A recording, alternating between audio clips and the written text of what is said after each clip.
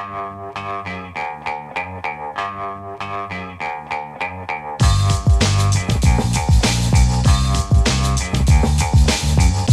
the Brian Lehrer Show on WNYC. I'm Bridget Bergen, senior reporter in the WNYC and Gothamist newsroom, sitting in for Brian today.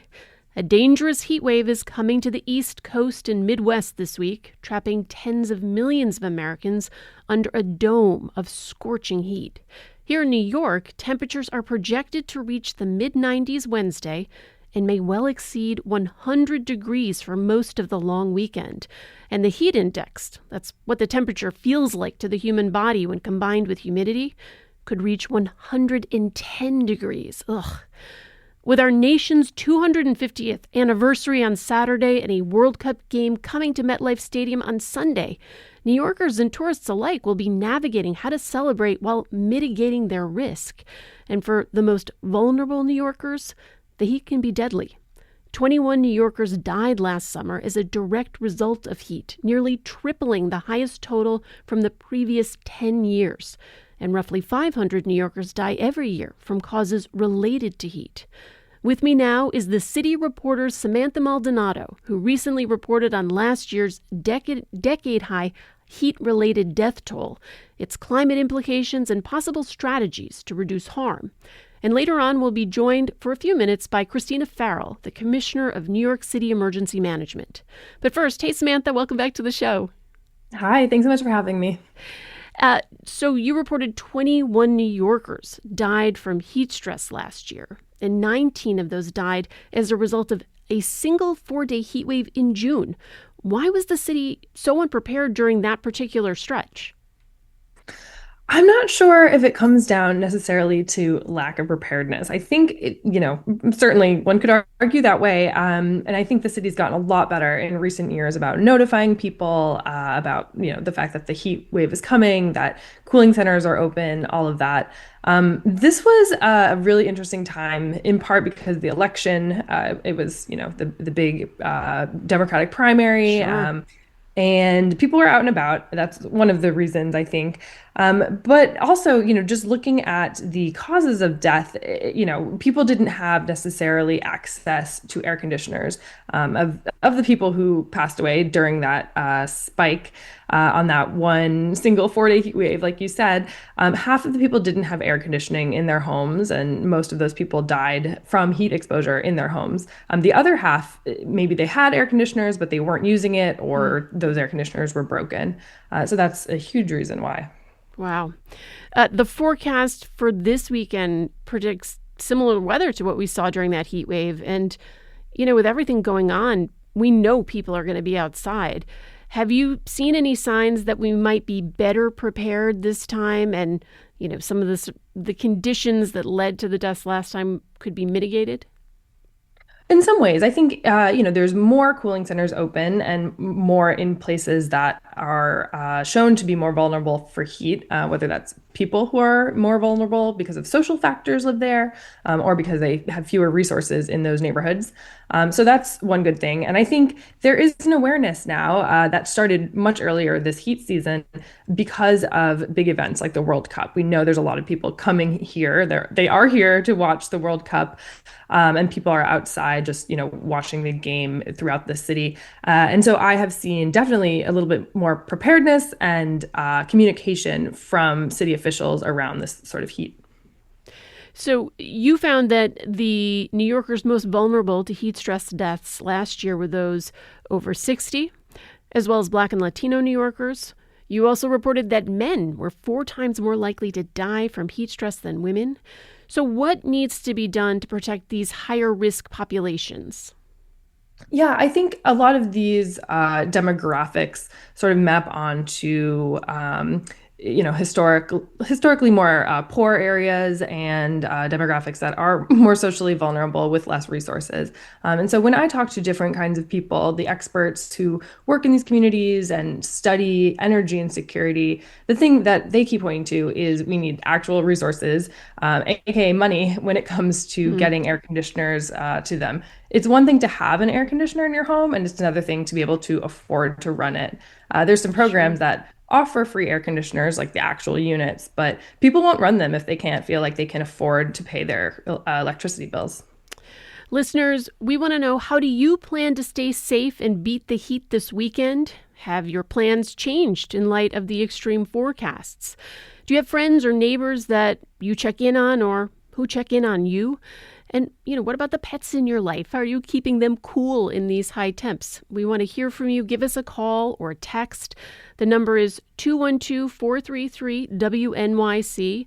That's 212-433-9692.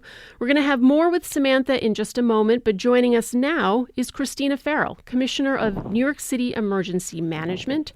Her office has been spreading the word about how people should protect themselves from extreme heat, and they've set up cooling centers across the city for those who won't have access to air conditioning over the weekend.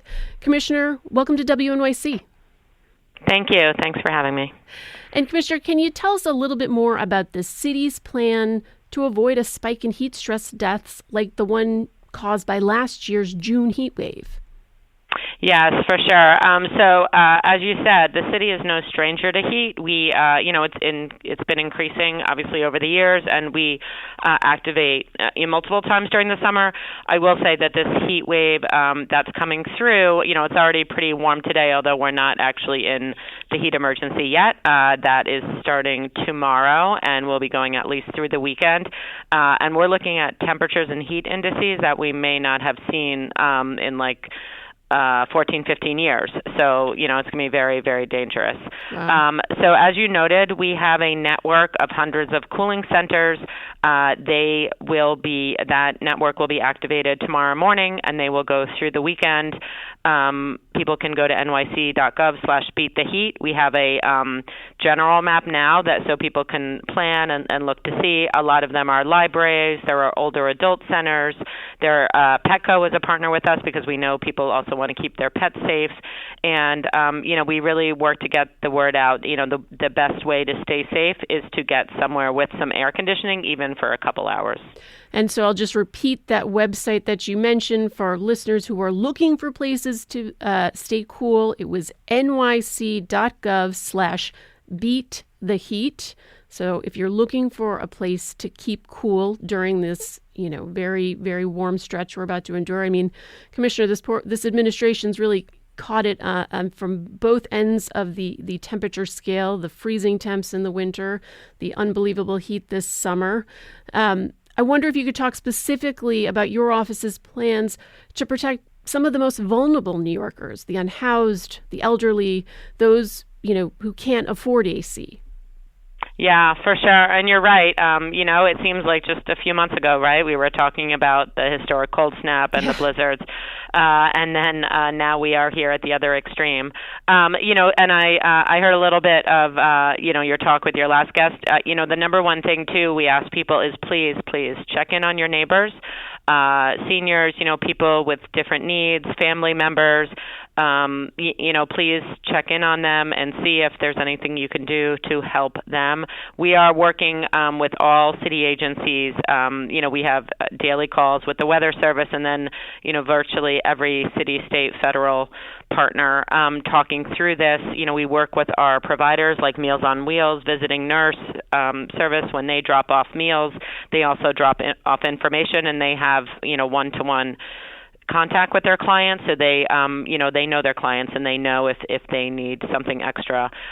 We are going to be in a code red, which is enhanced outreach done through Department of Social Service workers. They will be out going to places where fanning out across the city, but in specific areas where they know the unhoused are most likely to be, speaking to them about coming inside. Just like in the winter when we encouraged people to go inside, this can be just as deadly, if not more. So we are encouraging everyone to come inside, at least for a little bit. And then, like you said, working with aging and other agencies. Commissioner, you're, of course, running up against this huge holiday weekend where some of the facilities that people might turn to cool off, specifically those public libraries. And, as I understand, the public libraries in Brooklyn, New York, and Queens maybe closed Friday through Sunday because of the holiday. Is that something that the city is in conversation with about trying to keep some of those spaces open? Will there be any changes there? And what are some of the other locations people should be aware of if normally the cooling site that they might turn to or the place they might turn to stay cool would be their local library, and that won't be available for them during this holiday weekend? Yeah, that's an excellent point, and that is something that we started working on over this past weekend. We are working with the libraries, to see what is possible. They are fantastic partners every day of the year, and they Absolutely. are very willing to work with us this weekend. So, we will be able to have some libraries open. We also, we've only done this once before, but we're opening up our lobby here in downtown Brooklyn at Emergency Management because, as you probably guessed, we'll be working all weekend. Oh, yeah. And we're happy to have people come here. The Javits Center is opening. There's going to be a lot of people, on the west side of Manhattan, especially on July 3rd and 4th as the tall ships and the International Naval Review and other things come in. So Javits is working with us. We're working with public schools. We're working with our partners at Citywide Administrative Services, DCAS, to open up some of the larger city buildings. We're really, elected officials have been opening up their offices. So it's an all hands on deck approach. Beat the heat. As we activate it, sites will be coming on and off based on, the hours and what's available. But definitely, I would say Friday, Saturday, Sunday, we're going to have a lot more of our non-traditional centers open. And, people are very welcome to visit any of them. And Commissioner, will some of those mobile cooling sites, I understand that you have vans that will be available. They're calling them Cooling Outreach on Location, cool. Will those also show up on that map if people are looking for places to stay cool? Health and Hospitals, another fantastic partner. They are running that cool program that you referenced. Since they're mobile, I don't know, I don't think it's like a tracker where they're going to be, I think that they're working with social services and working with other providers to go to places that are most likely to have people that need a cool space. But, I can get a little more information on that. I would also say that, we have cool options, which are not indoor centers, but the pools are open, the beaches are open, there are splash pads in many parks. So there's also, not everybody wants to go inside. And so there are also places like that that show up on the map and that the Parks Department and other agencies run, which are a different way to cool off. Commissioner, I know you only have a couple minutes with us, but just a couple more questions. The administration did face some criticism this winter for the unusually high death toll because of that extended bitter cold stretch. What did your office learn from that cold weather event, and can any of that be applied to this current heat wave? For sure. It was very unusual this winter that we had a major storm, and then 3 weeks later we had another major storm. So we were able to take a lot of the lessons learned and use them again. We're hoping, obviously, that this is the last heat wave for the summer, although I'm guessing since we're so early in the summer it won't be. But, one thing we really learned is New York City Emergency Management, we have 53 networks, community networks that partner with us that we are able to fund. They're called Strengthening Communities Networks, and they fanned out this winter. It was the first time they had ever done this work in person. A lot of what they had done before was virtual, and they put up 1,300 flyers at subway stations, in barbershops, liquor stores, bodegas, anywhere that people may be going and may need this information. We've activated them again this week, and so they will be going out with flyers that will have QR codes and will have information that will let people know, share where cooling centers are, where other resources are. Also, as I'm sure you've seen, the city is using Link NYC more and more. Sure. They were really helpful as we went through the winter, and they are also poised this week to have on all of their kiosks to have information and QR codes and information about where people can go for their cooling centers. So definitely expanding partnerships, looking at other folks that can get the word out across the 5 boroughs. Commissioner, you mentioned, alternatives to being indoors, the public pools, the beaches. Lifeguards are on duty at our public beaches until 6 p.m. Has there been any talk about extending lifeguard hours either at the pools or beaches, since, it's still, we're talking about the longest days of the year. It's still light much later than that. And people will be out. So in, the spirit of keeping people safe, is that a conversation that's happening? Yeah, so we're working with parks on the pools. I think it's the Olympic size, and they have different categories of pools, but definitely the larger pools, they're working on extending hours. For the beaches, it's a little different, based on different rules, and then as the sun moves and things. But, one thing they do is the lifeguards stay for some time out of their chairs, but on the beach, and people are not supposed to be swimming, but sometimes when things happen, the lifeguards are there and can obviously spring into action. We're also talking to them about how long the lifeguards can stay in more of a monitoring kind of position, maybe more, reminding people that this isn't exactly the right time to swim in the beaches. But we're working with all of our agencies, parks. They're all fantastic, and many city employees are going to be working long hours over this holiday weekend to keep people as safe as possible. Commissioner, I want to thank you for joining us. I know you're going to have a busy few days. Christina Farrell is Commissioner of New York City Emergency Management. Good luck, stay cool, and we'll be looking for more information from the city. Thank you so much. I appreciate it. Stay safe. Samantha, thank you for sticking around with us as we were listening to the commissioner and talking about some of the plans the city has in place. Anything jump out at you about what she said the city plans to do and how they're planning to communicate it? Yeah, I mean, I think using Linked NYC is sort of it's innovative, I guess you could say, because it hasn't been done at sort of this level before, from what I can say, to sort of get the messaging out. The mobile units that she had talked about, very interesting. It really stuck out to me when she did say, check on your neighbors, and that there is a sort of network of community-based organizations doing that.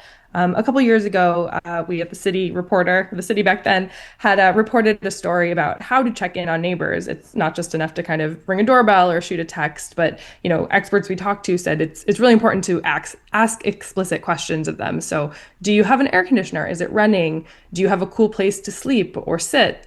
Would you like to come into my apartment, or can I take you to a cooling center? Can I pick something up for you? Just being very specific about what you're asking and how to help.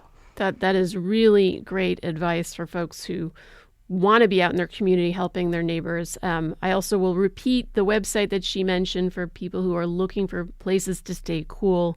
That's nyc.gov/beattheheat.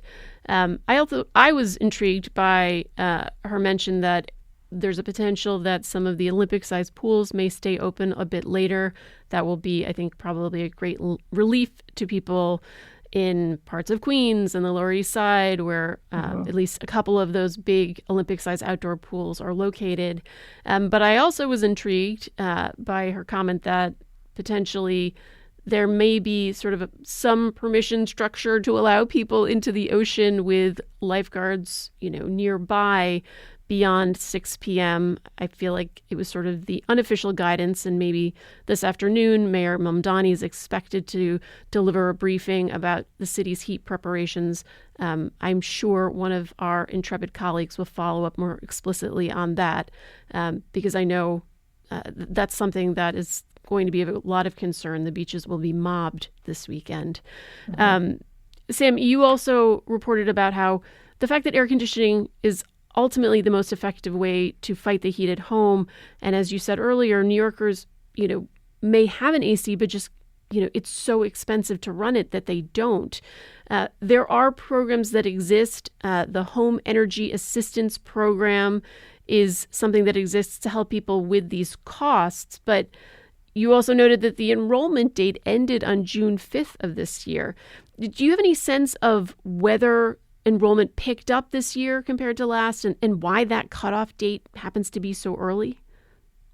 I'm not sure about the pace yet because I don't have access to that data out of the state at this point.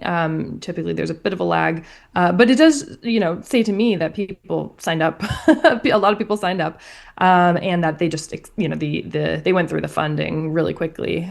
Typically, it does last a little bit longer. Maybe there's fewer people signing up at that pace. I'm not sure, but last year I believe the funding expired on the 23rd of June. So that's several weeks after June 5th of this year. Yeah. Listeners, we're taking your calls and texts about your plans for keeping safe from the heat this summer, or perhaps how you've adjusted your plans for this 4th of July weekend in light of the heat wave. The number 212-433-WNYC. That's 212-433-9692. Let's go to Alex in Jackson Heights. Alex, you're on WNYC. Hi, thank you. A quick note before I ask my question, which is that my understanding of the heat cooling assistance program is that it does not provide any assistance with paying for the cost of cooling. It'll just provide an air conditioner. So the cost of running it is entirely on the recipient. But the question I wanted to ask has to do with younger people. I know the focus, understandably, of these conversations is usually on older people and people with certain medical conditions, but what advice is given to people who run outdoor programs for young people during the summer? Like, for example, my son is scheduled to do a new basketball program tomorrow for 3 hours starting at 6 p.m., and it makes me very nervous, and the program has not communicated anything with us about their views about this. So I'm wondering what advice the city gives to people who run these programs. That's great. And Alex, just to be clear, is that an indoor program or an outdoor program? Sorry, no, the point is that it's outdoors. Right. Okay. I wanted to make sure that was clear. So, Sam, I think one of the things that we're expecting this afternoon is for the city and for Mayor Mamdani and someone like Commissioner Farrell to face lots of questions like that. Have you heard anything yet about how the city is communicating with youth programs? I have not heard so far. But I can say, there's definitely guidance that can apply for youth and people being outdoors a lot that come from and are applied from, I guess, sort of the guidance that are given to outdoor workers, just around lots of water breaks, getting in the shade, ratcheting down the level of play. I think the person who called in said basketball or some sport. So, playing definitely not as intensely and definitely with more breaks. I'm not sure exactly what the official guidance will be, but, there are definitely things to be done and that should be done to keep the kids safe. Sam, zooming out, we know only a small percentage of heat-related deaths in New York are directly caused by heat. Close to 500 New Yorkers die every year because the heat just exacerbates their underlying conditions. And 80% of these deaths occur when the temperature is actually below the city's extreme heat threshold of 95 degrees. So what can New Yorkers and city agencies do to stay prepared for those slightly cooler but perhaps still very dangerous days? Right. So those days may not reach the threshold for extreme heat. It may not be as much of an emergency situation in terms of what the city response is or how it's messaged out. But they are more frequent than those kind of days. So like the slightly cooler, like hot, but not completely scorching days are more frequent than the scorchers. And so, people still are at risk for those days. The risk is not as high or acute as the super hot days, but still. And so a lot of the guidance from the really hot days still applies. Get somewhere safe, get shade, get air conditioner, drink a lot of water, try to not work or play as hard as one normally would. Well, all good advice, all ways to stay cool. Anything you're going to do particularly to stay cool in the coming days? I'm going to try to go swimming. That would be the best. And definitely stay inside where the air conditioners are. Wear my hat, keep my sunscreen around, and have a water bottle full all the time. Very smart decisions. The City Reporter's Samantha Maldonado has joined me. She recently reported on the decade-high heat stress death toll New York experienced last year and what it means for the summer ahead, the days ahead. Thanks so much for joining us. Stay cool out there. Thank you. You too. Take care.